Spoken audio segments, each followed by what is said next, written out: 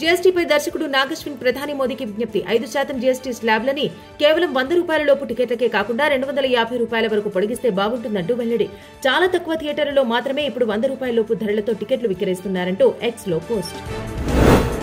Block buster hit గా నిలిచిన little hearts ఒక మంచి సినిమా ఇస్తే అది చిన్నదా పెద్దదా అని చూడకుండా విజయవంతం చేస్తారని మరోసారి నిరూపించారంటూ నిర్మాత బన్నీవాసు వెల్లడి. ప్రస్తుతం దీనికి పెరుగుతున్న షోస్, టికెట్ సేల్స్ చూస్తే ఇది సూపర్ హిట్ అనే చెప్పాలి అంటూ స్పష్టం. అంగరంగ వైభవంగా జరుగుతున్న south Indian international movie awards 2024 సంవత్సరంలో విశేష ప్రతిభ కనబర్చిన నటీనటులు, చిత్ర బృందాలకు అవార్డులు అందజేత. ఉత్తమ చిత్రంగా కల్కి 2898 AD, పుష్ప 2. ఉత్తమ నటులుగా అల్లు అర్జున్, రష్మిక అవార్డులను సొంతం.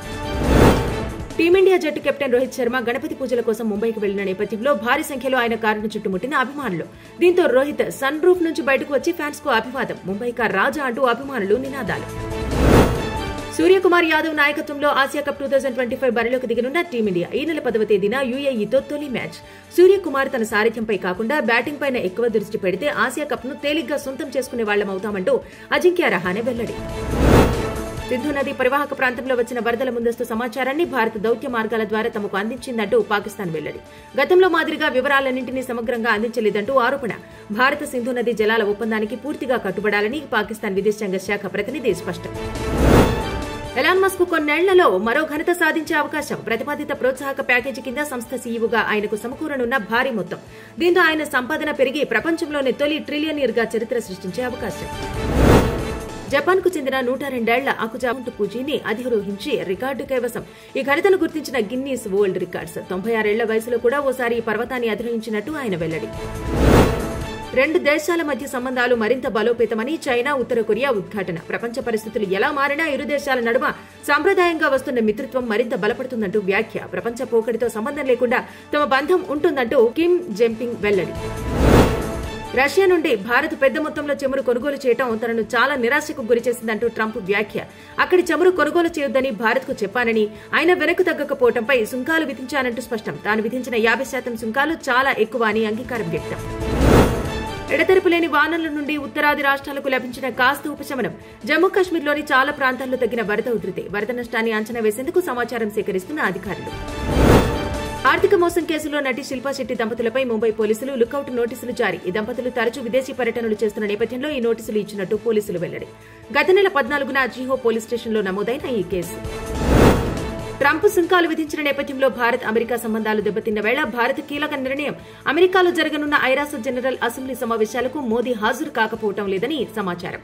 ఈయన స్థానంలో విదేశాంగ శాఖ మంత్రి జయశంకర్ ప్రసంగించనున్నట్టు అధికారిక వర్గాలు వెల్లడి. ఆపరేషన్ సింధూర్ 3 రోజుల్లోనే ముగిసిపోలేదని, చాలా రోజులు కొనసాగిందంటూ ఆర్మీ చీఫ్ ఉపేంద్ర ద్వివేది వెల్లడి. పాక్ మద్దతు ఉన్న ఉగ్రవాదులు ఇంకా ఉన్నారని, సరిహద్దు వెంబడి వారి చొరబాటు ప్రయత్నాలు కొనసాగుతున్నాయంటూ స్పష్టం. ఆపరేషన్ సమయంలో సాయుధ దళాల సహకారంపై ప్రశంసలు. హనీమూన్ హత్య కేసులో మేఘాలయ పోలీసుల ప్రత్యేక దర్యాప్తు బృందం తాజాగా ఛార్జిషీట్ దాఖలు. ఇందులో మృతుడి భార్య సోనం, ఆమె ప్రియుడు రాజుకు సహా 5 నిందితులపై అభియోగాలు మోపిన పోలీసులు ఛార్జిషీట్ను పరిశీలించిన తర్వాత తదుపరి విచారణ జరపనున్న కోర్టు. ముంబైకి బెదిరింపు మెయిల్స్ వచ్చిన నేపథ్యంలో నిందితుడిని అరెస్టు చేసిన పోలీసులు అతడిని బీహార్లోనే అశ్విని కుమార్ గా గుర్తింపు. తన స్నేహితుడిపై ప్రతీకారం తీర్చుకోవడానికి నకిలీ బాంబు బెదిరింపులకు పాల్పడినట్టు నిందితుడు వెల్లడి. తనను గొప్ప ప్రధాని అంటూ అమెరికా అధ్యక్షుడు చేసిన వ్యాఖ్యలపై మోదీ స్పందన. ట్రంప్ భావాలను, ఇరు దేశాల సంబంధాలపై సానుకూల దృక్పథాన్ని అభినందిస్తున్నట్టు వెల్లడి. భారత్ అమెరికా మంచి భవిష్యత్తు వ్యూహాత్మక భాగస్వామ్యాన్ని కలిగి ఉన్నట్టు మోదీ స్పష్టం. బంగాళాఖాతంలో ఈ నెల 13న అల్పపీడనం ఏర్పడే అవకాశం ఉందని తెలిపిన భారత వాతావరణ విభాగం. దీంతో ఈ నెలాఖరు వరకు తెలుగు రాష్ట్రాల్లో విస్తారంగా వర్షాలు కురవచ్చని అంచనా. రాబోయే 4 రోజుల్లో రాష్ట్రంలోని పలు ప్రాంతాల్లో తేలికపాటి నుండి మోస్తారు వర్షాలు పడొచ్చని అమరావతి వాతావరణ విభాగం వెల్లడి.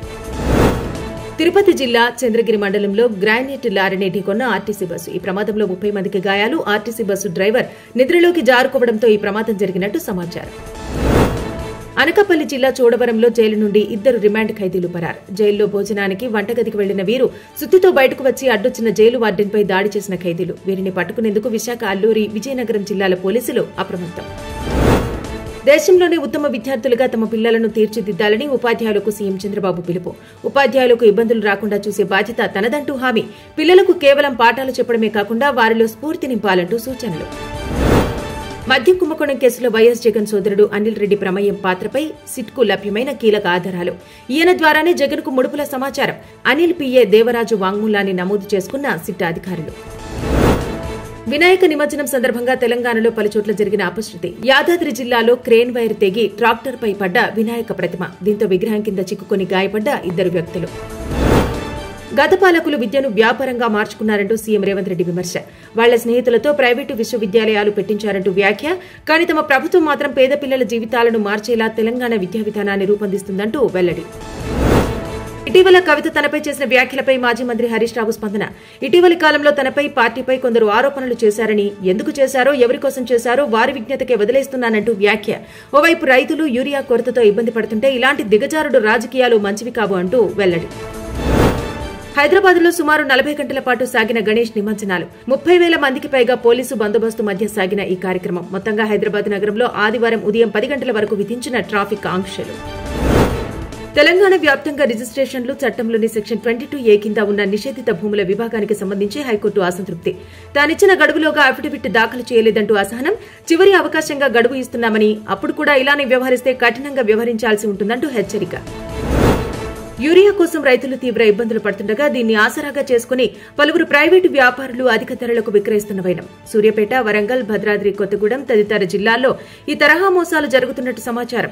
దీంతో రైతుల్లో ఆవేదన వ్యక్తం చేస్తుండగా అధికారులు చర్యలు తీసుకోకపోవడం గమనార్హం. ఇటీవల కురిసిన భారీ వర్షాలకు పలు జిల్లాల్లో దెబ్బతిన్న రోడ్లు, వంతెనలు. వీటికి తాత్కాలిక మరమ్మతులు చేస్తున్న పంచాయతీరాజ్ శాఖ. అయితే శాశ్వత మరమ్మతులు చేపట్టి కొత్తగా రోడ్లు, వంతెనలు నిర్మించాలని కోరుతున్న ప్రజలు.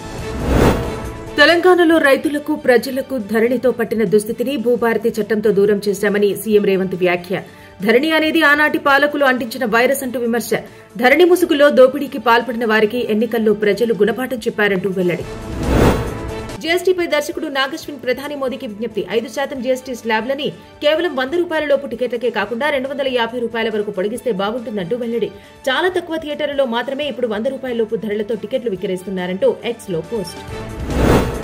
బ్లాక్ బస్టర్ హిట్ గా నిలిచిన లిటిల్ హార్ట్స్ ఒక మంచి సినిమా ఇస్తే అది చిన్నదా పెద్దదా అని చూడకుండా విజయవంతం చేస్తారని మరోసారి నిరూపించారంటూ నిర్మాత బన్నీవాసు వెల్లడి. ప్రస్తుతం దీనికి పెరుగుతున్న షోస్, టికెట్ సేల్స్ చూస్తే ఇది సూపర్ హిట్ అనే చెప్పాలి అంటూ స్పష్టం.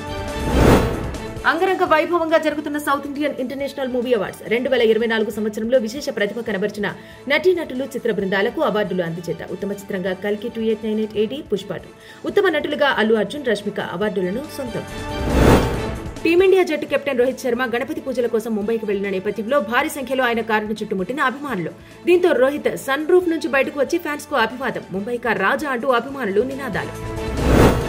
సూర్యకుమార్ యాదవ్ నాయకత్వంలో ఆసియా కప్ 2025 బరిలోకి దిగనున్న టీమిండియా ఈ నెల 10వ తేదీన యుఏఈతో తొలి మ్యాచ్. సూర్యకుమార్ తన సారథ్యంపై కాకుండా బ్యాటింగ్ పైన ఎక్కువ దృష్టి పెడితే ఆసియా కప్ ను తేలిగ్గా సొంతం చేసుకునే వాళ్లమవుతామంటూ అజింక్య రహానే వెల్లడి. సింధు నది పరివాహక ప్రాంతంలో వచ్చిన వరదల ముందస్తు సమాచారాన్ని భారత దౌత్య మార్గాల ద్వారా తమకు అందించిందంటూ పాకిస్తాన్ వెల్లడి. గతంలో మాదిరిగా వివరాలన్నింటినీ సమగ్రంగా అందించలేదంటూ ఆరోపణ. భారత సింధు నది జలాల ఒప్పందానికి పూర్తిగా కట్టుబడాలని పాకిస్తాన్ విదేశాంగ శాఖ ప్రతినిధి స్పష్టం. ఎలాన్ మస్క్ కొన్నేళ్లలో మరో ఘనత సాధించే అవకాశం. ప్రతిపాదిత ప్రోత్సాహక ప్యాకేజీ కింద సంస్థ సీఈఓగా ఆయనకు సమకూరనున్న భారీ మొత్తం. దీంతో ఆయన సంపాదన పెరిగి ప్రపంచంలోనే తొలి ట్రిలియనీర్ గా చరిత్ర సృష్టించే అవకాశం. జపాన్ కు చెందిన 102 ఏళ్ల అకుజా పూజీని అధిరోహించి రికార్డు కైవసం. ఈ ఘనతను గుర్తించిన గిన్నీస్ వరల్డ్ రికార్డ్స్. 96 ఏళ్ల వయసులో కూడా ఓసారి ఈ పర్వతాన్ని అధిరోహించినట్టు ఆయన వెల్లడి. 2 దేశాల మధ్య సంబంధాలు మరింత బలోపేతమని చైనా, ఉత్తర కొరియా ఉద్ఘాటన. ప్రపంచ పరిస్థితులు ఎలా మారినా ఇరు దేశాల నడుమ సాంప్రదాయంగా వస్తున్న మిత్రత్వం మరింత బలపడుతుందంటూ వ్యాఖ్య. ప్రపంచ పోకడితో సంబంధం లేకుండా తమ బంధం ఉంటుందంటూ కిమ్ జంపింగ్ వెల్లడి. రష్యా నుండి భారత్ పెద్ద మొత్తంలో చమురు కొనుగోలు చేయడం తనను చాలా నిరాశకు గురిచేసిందంటూ ట్రంప్ వ్యాఖ్య. అక్కడి చమురు కొనుగోలు చేయొద్దని భారత్ కు చెప్పానని, ఆయన వెనక్కు తగ్గకపోవడంపై సుంకాలు విధించానంటూ స్పష్టం. తాను విధించిన 50% సుంకాలు చాలా ఎక్కువ అని అంగీకారం వ్యక్తం. ఎడతెరపులేని వానల నుండి ఉత్తరాది రాష్ట్రాలకు లభించిన కాస్త ఉపశమనం.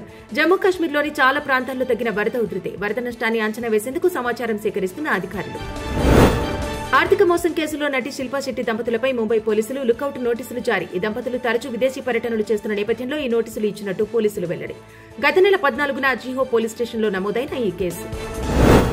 ట్రంప్ సుంకాలు విధించిన నేపథ్యంలో భారత్ అమెరికా సంబంధాలు దెబ్బతిన్న వేళ భారత్ కీలక నిర్ణయం. అమెరికాలో జరగనున్న ఐరాస జనరల్ అసెంబ్లీ సమావేశాలకు మోదీ హాజరు కాకపోవడం లేదని సమాచారం. ఈయన స్థానంలో విదేశాంగ శాఖ మంత్రి జయశంకర్ ప్రసంగించనున్నట్టు అధికారిక వర్గాలు వెల్లడి. ఆపరేషన్ సింధూర్ 3 రోజుల్లోనే ముగిసిపోలేదని, చాలా రోజులు కొనసాగిందంటూ ఆర్మీ చీఫ్ ఉపేంద్ర ద్వివేది వెల్లడి. పాక్ మద్దతు ఉన్న ఉగ్రవాదులు ఇంకా ఉన్నారని, సరిహద్దు వెంబడి వారి చొరబాటు ప్రయత్నాలు కొనసాగుతున్నాయంటూ స్పష్టం. ఆపరేషన్ సమయంలో సాయుధ దళాల సహకారంపై ప్రశంసలు. హనీమూన్ హత్య కేసులో మేఘాలయ పోలీసుల ప్రత్యేక దర్యాప్తు బృందం తాజాగా ఛార్జిషీట్ దాఖలు. ఇందులో మృతుడి భార్య సోనం, ఆమె ప్రియుడు రాజుకు సహా 5 నిందితులపై అభియోగాలు మోపిన పోలీసులు ఛార్జిషీట్ను పరిశీలించిన తర్వాత తదుపరి విచారణ జరపనున్న కోర్టు. ముంబైకి బెదిరింపు మెయిల్స్ వచ్చిన నేపథ్యంలో నిందితుడిని అరెస్టు చేసిన పోలీసులు అతడిని బీహార్లోనే అశ్విని కుమార్ గా గుర్తింపు.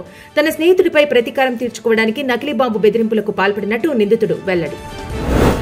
తనను గొప్ప ప్రధాని అంటూ అమెరికా అధ్యక్షుడు చేసిన వ్యాఖ్యలపై మోదీ స్పందన. ట్రంప్ భావాలను, ఇరు దేశాల సంబంధాలపై సానుకూల దృక్పథాన్ని అభినందిస్తున్నట్టు వెల్లడి. భారత్ అమెరికా మంచి భవిష్యత్తు వ్యూహాత్మక భాగస్వామ్యాన్ని కలిగి ఉన్నట్టు మోదీ స్పష్టం.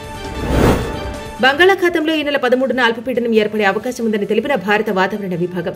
దీంతో ఈ నెలాఖరు వరకు తెలుగు రాష్ట్రాల్లో విస్తారంగా వర్షాలు కురవచ్చని అంచనా. రాబోయే 4 రోజుల్లో రాష్ట్రంలోని పలు ప్రాంతాల్లో తేలికపాటి నుండి మోస్తారు వర్షాలు పడొచ్చని అమరావతి వాతావరణ విభాగం వెల్లడి.